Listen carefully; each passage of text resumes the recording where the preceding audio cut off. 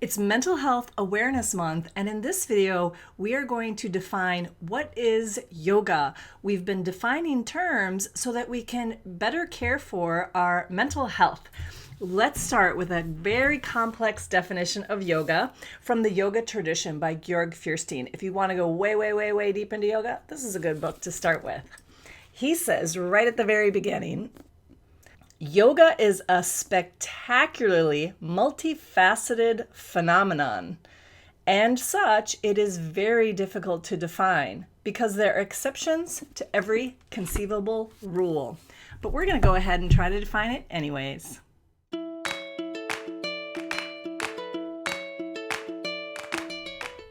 Hello, Mira Binson here, author of Anxious to Awesome, a practical guide for the whole family, and co-founder along with my mom and sister of Global Family Wellness.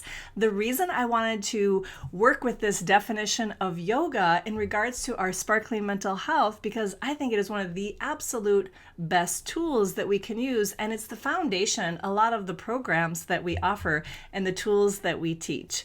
So this is going to help you and your family because you'll have an understanding of oh, does that mean we're going to be doing handstands in the middle of the room? Or is this some weird kind of foreign cult thing, right? So a lot of times when people think about yoga, they think about these physical postures that can be very demanding. The two most common comments I get when I tell people that I'm a yoga therapist or that I teach yoga to children, the first one they say is, oh, I'm not flexible enough to do yoga. And the second thing they say is oh, you teach kids, they're so flexible. So we are talking about flexibility, but we're talking about the flexibility of the mind, and the body is a great tool to use for that. So one of the definitions of yoga is union, which I think of our life, ourselves, body, mind, and spirit is a puzzle. And when you get that box of puzzle pieces, they're not assembled. So you've got all these puzzle pieces laying out on the table, and yoga is the practice of putting those puzzle pieces together so that you have a holistic experience of who you are. It's common for us to be out of touch with or out of congruence with what we think and what we do and what we say and how we feel.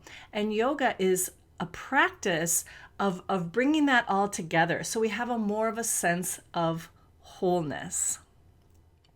Another definition of yoga comes from the Yoga Sutras of Patanjali, and this is like a Reader's Digest of all the yoga text that had come for thousands of years before.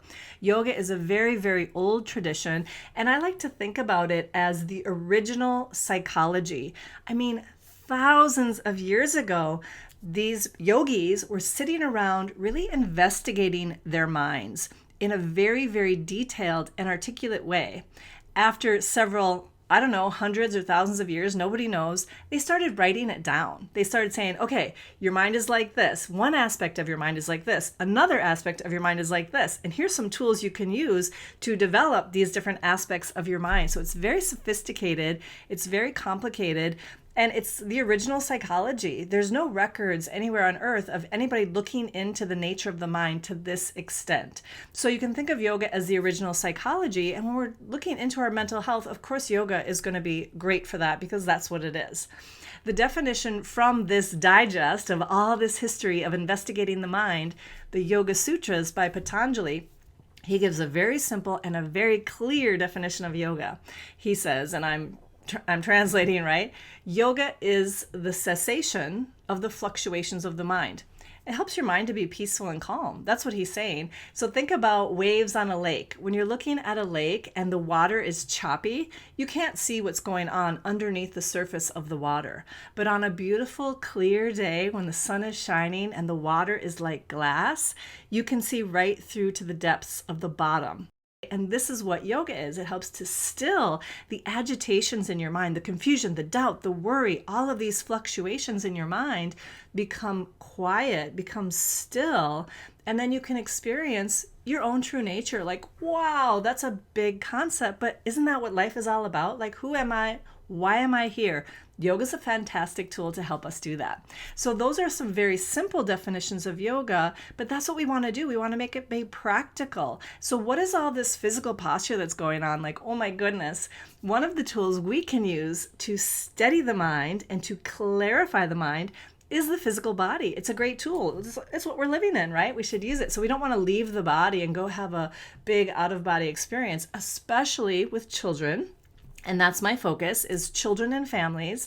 We want to be embodied. We want to be comfortable in our body. Think about wearing an outfit that doesn't fit right. It's scratchy or it's uncomfortable or the seams are out of alignment.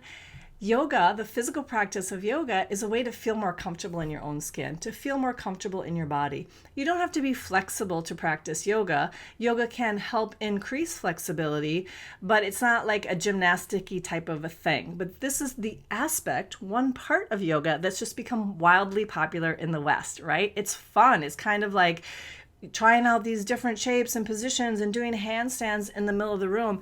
If you want to do that, that's great, but that's not how we teach yoga to children and families who want to have better mental health. Our program is called Anxious to Awesome, and we use yoga, which includes the physical postures, but it also includes hand gestures. So we're not just doing handstands in the middle of the room, we're doing hand gestures called mudras, breath regulation, guided relaxation, and all of these different tools together can really improve mental health. So it's a really fantastic modality.